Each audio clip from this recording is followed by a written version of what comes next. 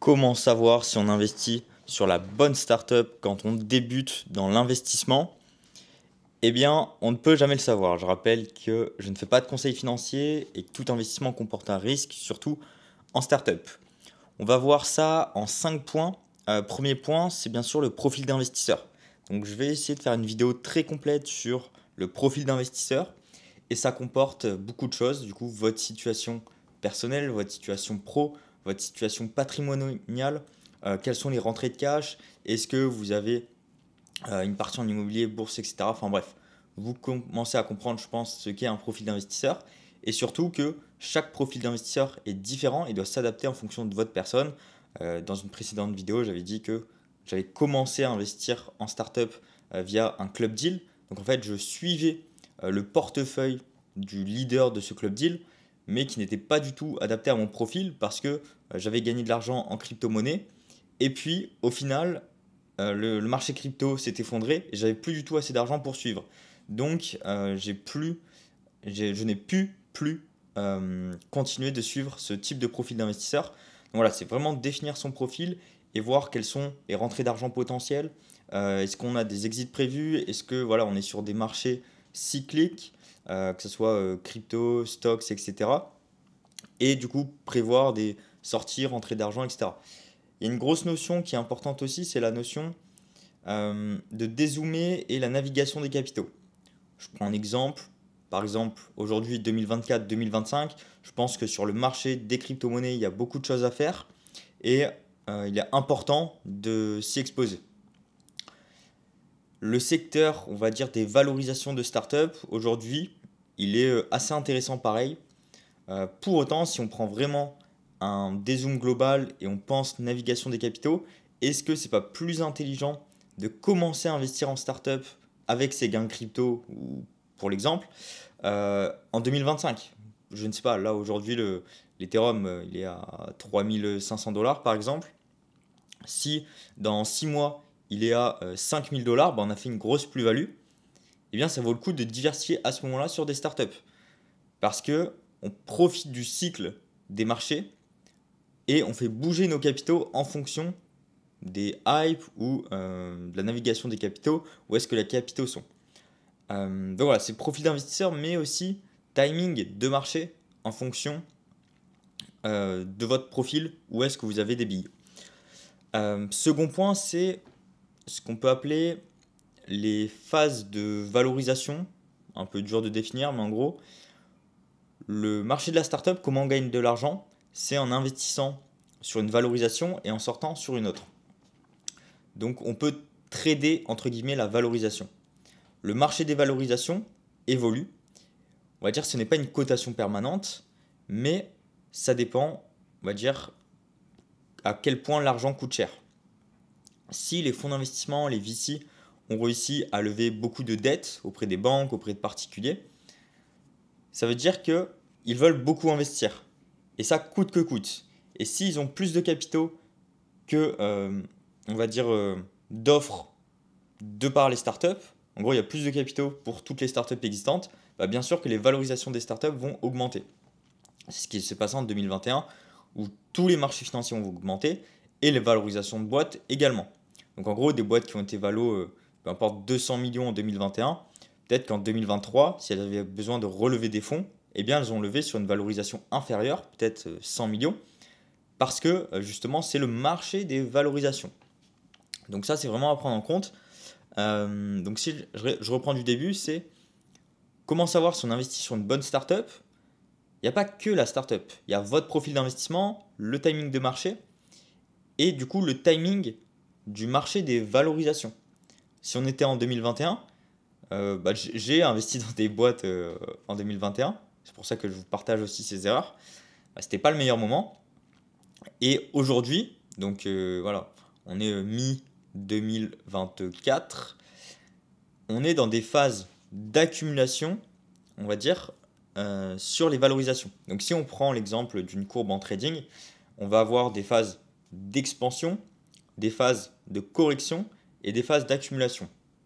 Aujourd'hui, on est grossièrement dans des phases d'accumulation sur les valorisations de boîtes, donc c'est en ce moment qu'il faut investir en startup.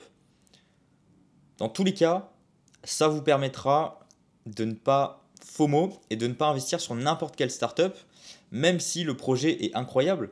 Si en 2021, ce projet peut être valorisé 1 milliard et que si on était juste dans des configurations de marché différentes en termes de valorisation, par exemple aujourd'hui on serait peut-être à, je sais pas, 300 millions, juste parce qu'on est sur des timings différents.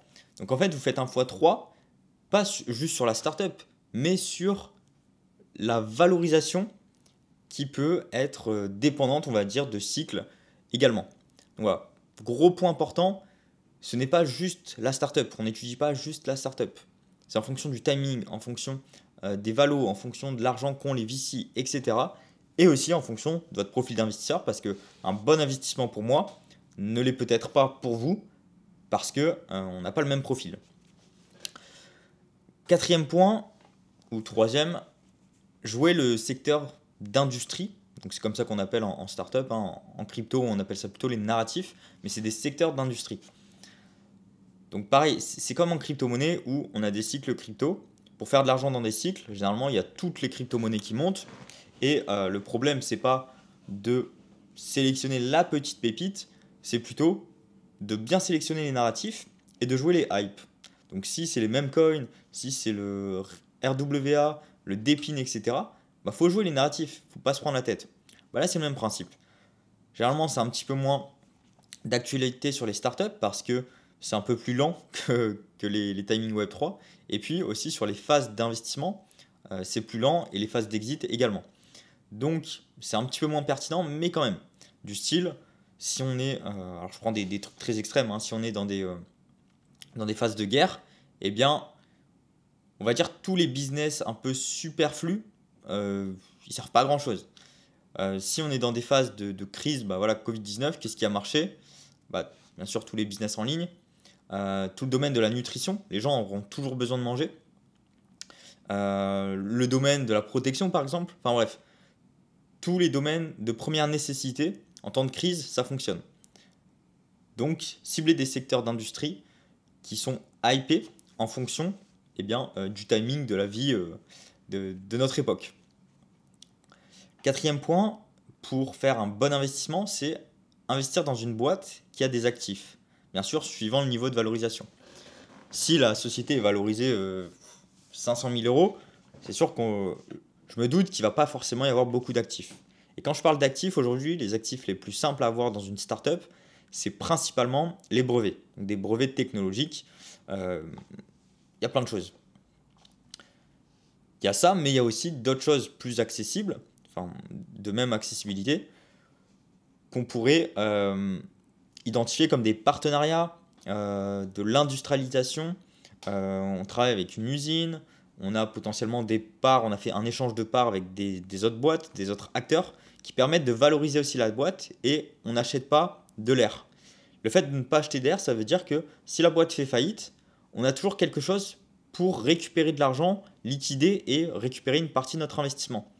Donc voilà, importance sur l'achat aussi d'actifs que détient la startup. Le plus simple, voilà, c'est vraiment tout ce qui est brevet. Et ensuite, si la boîte est suffisamment développée, en fonction de sa phase de levée de fonds, d'ailleurs j'ai fait une vidéo sur les différentes phases de levée de fonds, je vous mettrai en description un petit lien. Et bien ensuite, ça peut être de l'immobilier, on détient des bureaux, des choses comme ça. Donc c'est des actifs plus tangibles, on va dire. Et dernier point, un des plus importants, je pense, c'est si vous investissez en startup, généralement c'est à travers des club deals. Je vous rappelle que je n'ai pas de club deal, mais je vous mets en description le lien de ma communauté pour faire de l'éducation sur les club deals, de l'éducation sur l'investissement en startup, parce que c'est cool de suivre un leader de club deal et de mettre les mêmes tickets, mais voilà, comme je vous l'ai dit, on n'a pas le même profil d'investisseur. Chacun doit adapter à sa personne et aussi on doit prendre confiance. Pour prendre confiance, il faut se former. Voilà, le but, c'est qu'on regroupe pas mal de business angels et que chacun partage un petit peu sa vision. Donc, pour savoir si on investit dans une bonne startup, eh bien, il faut savoir si le leader du deal investit de l'argent aussi. C'est comme ça que j'ai fait une dernière grosse levée de fonds de 2 millions d'euros, parce que j'ai mis un très gros ticket.